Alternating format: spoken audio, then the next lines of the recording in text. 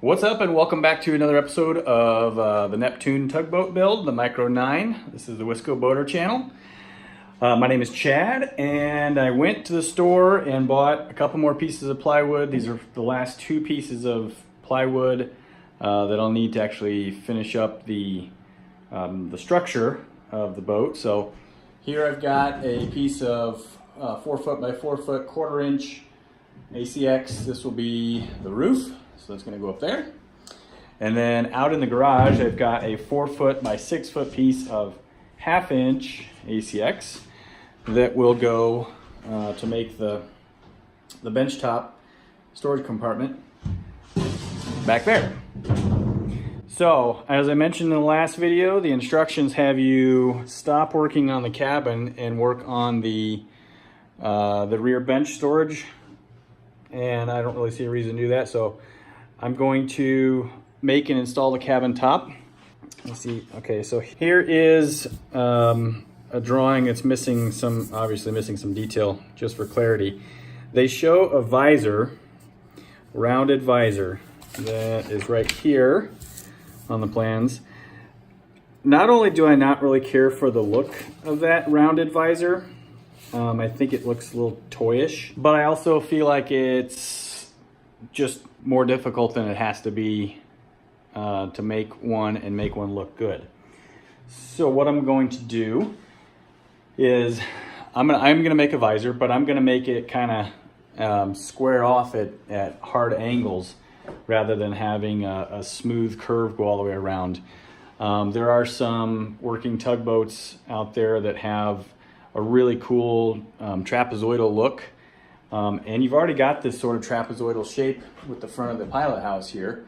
So I'm just going to take that same trapezoidal look and take it into the roof. So obviously I've got a curved roof, but the sides, I don't have to trim this. This is another little detail I was going to mention the other day and I forgot to. This matches up perfectly with each one of these other roof supports.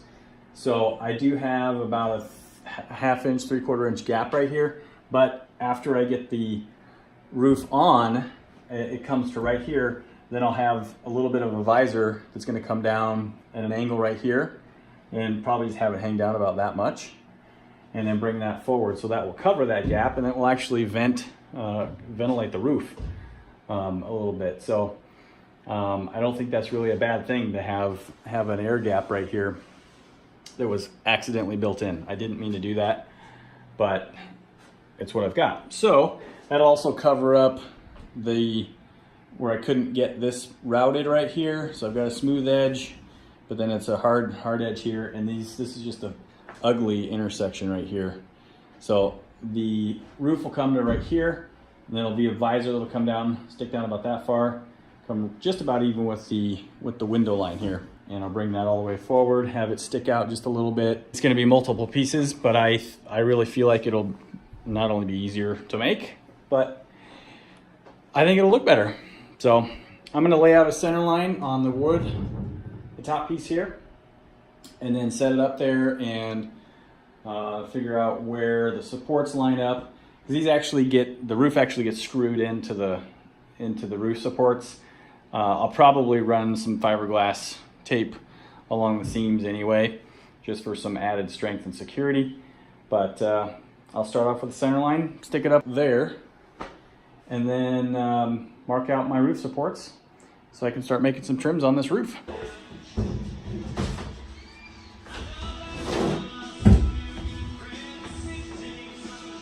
Okay. Let's see. Center line is marked, you can see it right there. Right there.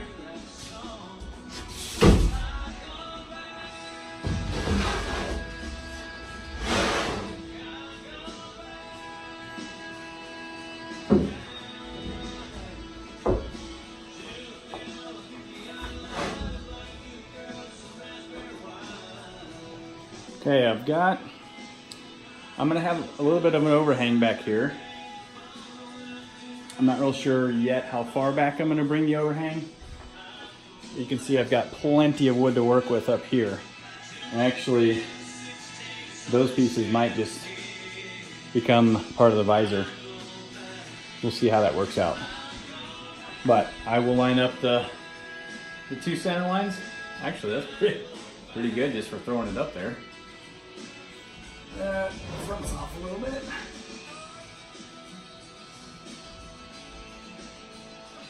Right about there. So I'll get some weights and put something up here to make that curve sit down. Make sure it's square, and then I'll mark off the supports so I can drill holes for screws.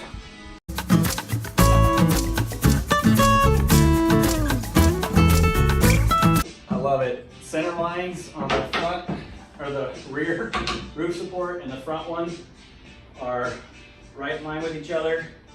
And I've got the exact amount of overhang sticking off the back here on either side. So it's sitting up here square right now. And if I bring those edges down, got about 1/2 inch there and 1/2 inch there. So it's sitting very, very straight, very square. So I kind of like that overhang. I've got just a little less than 6 inches. I think I'll move it right to 6 inches of overhang. I like it, I like it.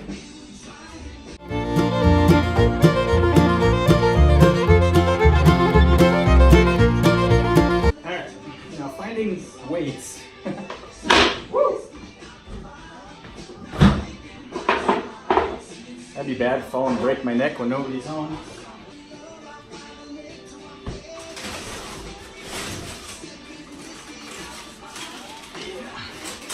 Water. Water's heavy.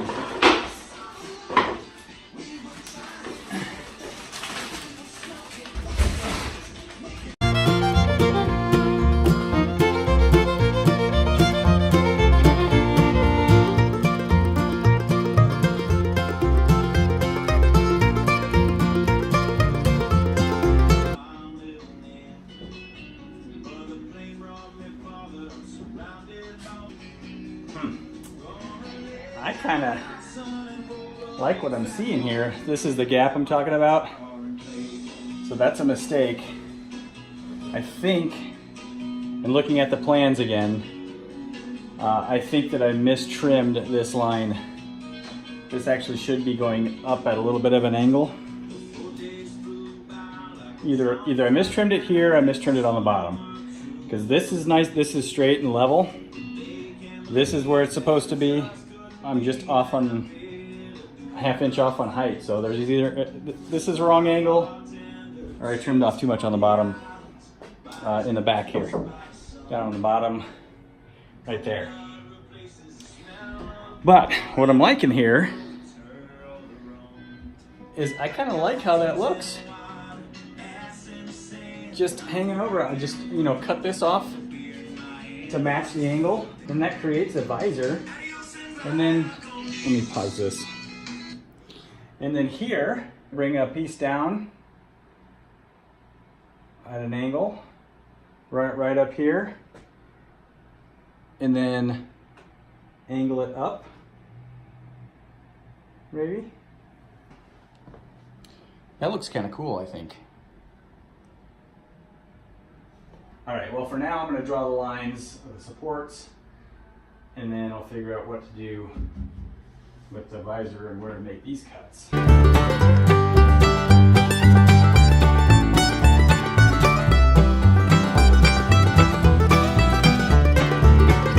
Well, that's sitting on there so nice, I kind of hate to take it off again, but I got to drill holes and figure out how much I want to take off the front here. Maximum is 9 inches of overhang. So if I bring it to 8, I think I'll do 8 inches.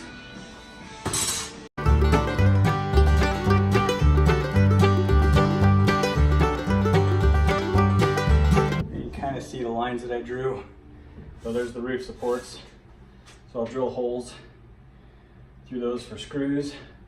And then I'm going to measure 8 inches up of that line, and that'll be my front roof visor. Okay. Good song, Redneck Yacht Club. about what I'm doing here with this one. I got the angles cut on the front of the roof line, and I drilled holes. I don't know if you can see those, but I drilled little pilot holes for the screws. I made one little mistake. Right there. Ended up cutting that line a little too far. Well, actually, that line shouldn't have been cut at all. But anyway, I'll cover that up with some fiberglass. No big deal. Alright, everything looks like it lines up. Am I recording? Yeah. So here's how this looks up front.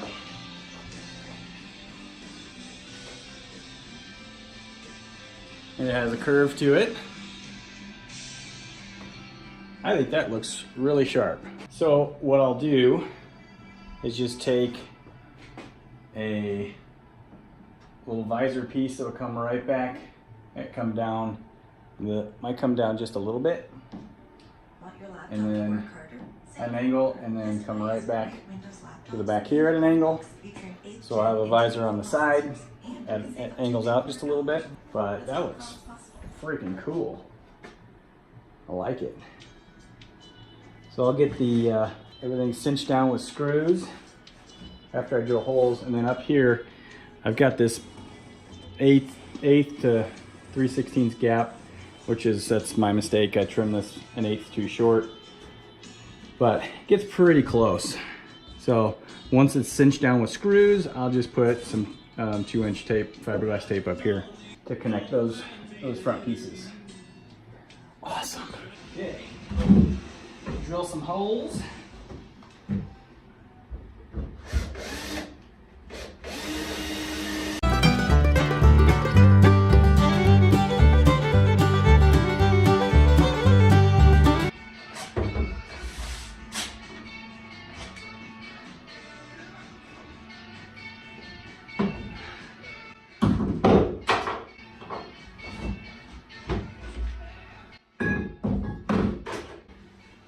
This is looking so good. Nice. Nice. Okay, the rear row's done. I'm not going to video all of this just because it's repetitive, but I'll come back and show you when I'm done. Okay, here we are on top of the boat. Roof is screwed down. That looks good. Yeah, I really like how that looks. Just a little more smooth looking to me. I mean, don't get me wrong, I love classic boats, but I just think that the angular pieces look a little bit better. So, pretty awesome evening. Really happy with this. Cardboard again to figure out the shape of the side visor. So I'm going to just angle this out a little bit. I'm just going to take a straight edge and draw the shape, and then cut it out. Use that as a template to mark it on a board, and off we'll go. This is actually going to allow me to not have to worry about trimming this corner, because this is going to come to a point here and then angle in, which will create a less hazardous corner.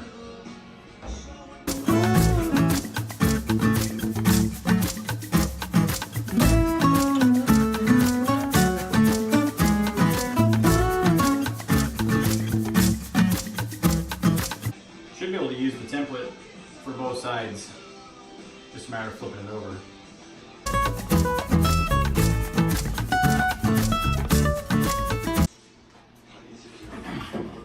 Okay, so I've got the template cut. So I'm going to go out and find a piece of 1/4-inch plywood and mark that off. It's going to sit right like that. Matches the window nicely. It doesn't stick out. Does not stick out, or won't stick out past the width of the hull.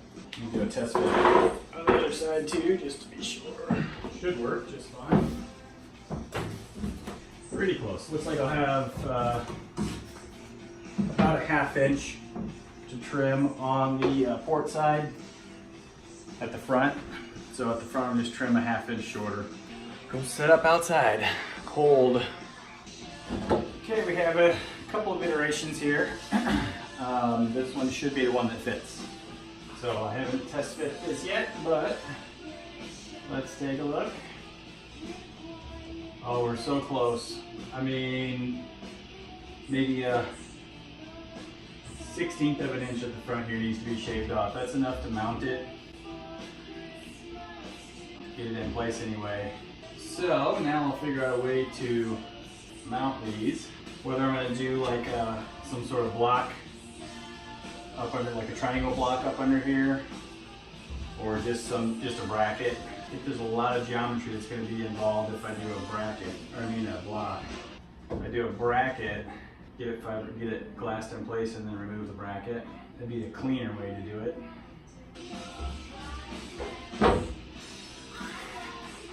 Okay, well, let me see. Oh, actually, you know what? I could just use these brackets right here that are used for hanging curtain rods. We'll see. So I have made some opened up brackets. I just took some L brackets here and bent them at about the correct angle that I want them. So now I'm just going to screw each one of these into the roof using some short screws.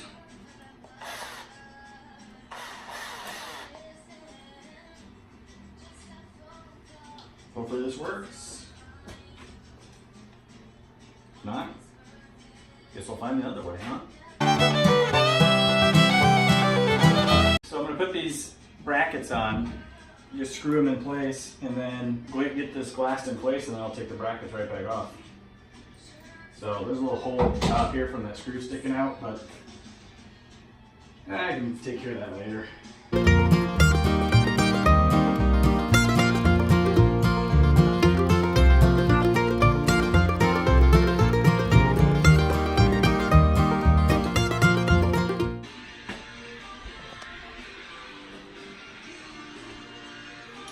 That'll look good.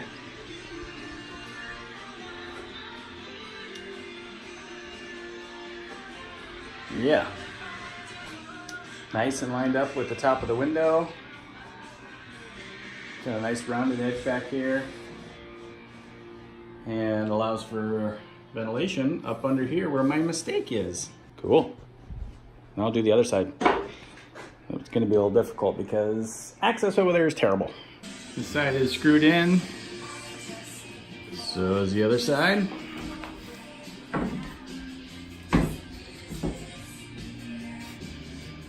Looks fantastic.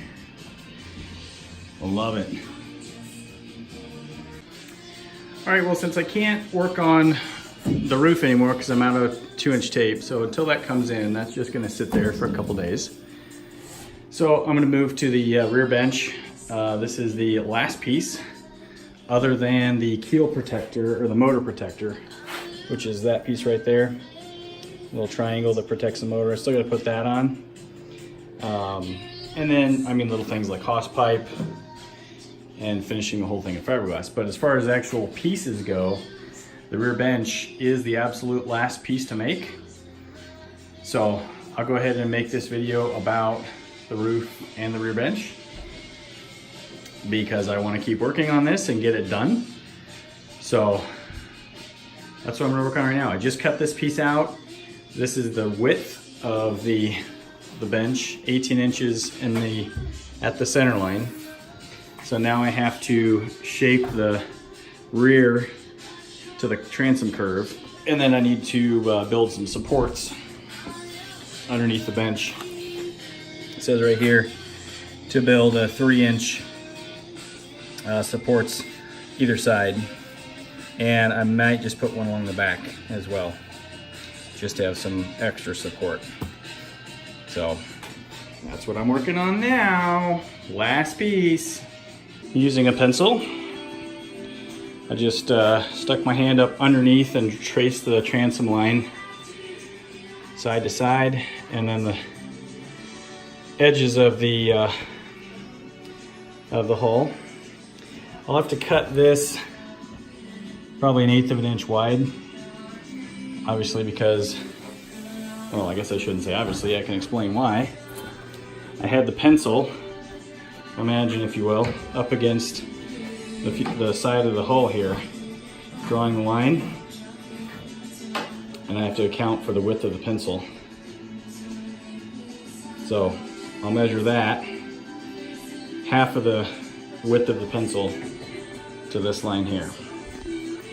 So I'll go out and cut that, fit it, and then that piece will be done other than the hinge, which I'm still trying to figure out if I'm going to do a hinge in the front or the back.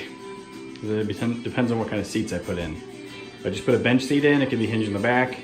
If I do boat seats, it should be hinged in the front. So I still got to figure out what I'm going to do there. I just brought the board back in from outside for me and cut the initial time. That is the top. So let's go this way. See how it fits.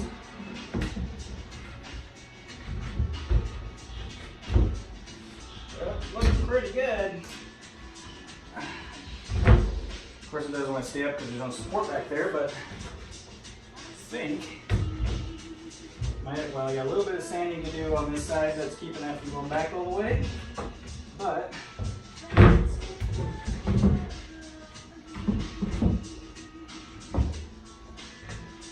not for that.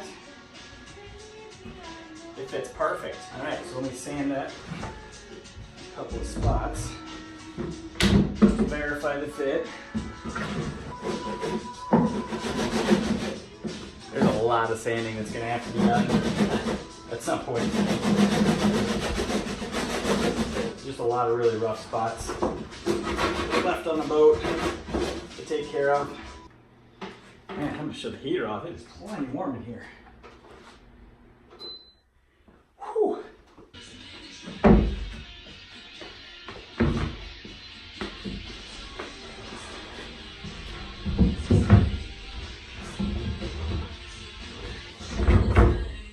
So now I just need to make the edge pieces, and I'll use this as a template.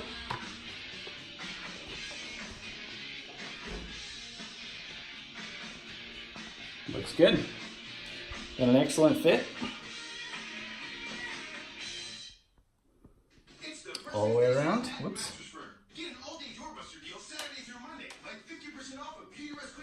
Nice. Okay, a little update here. Just been cutting little pieces to support the rear bench. So the plans call for a 3-inch wide piece here, but they don't really show that they show the measurement for the cutout for the hinge portion of the seat to be 3 inches, and then there's a dotted line that's about another inch past that 3-inch line. So I just made this 4, and then I just did two little supports on the back side, and the same thing on that side. Panel is ready to go in. We'll test the fit here, and then I'll figure out which way I'm actually going to hinge this.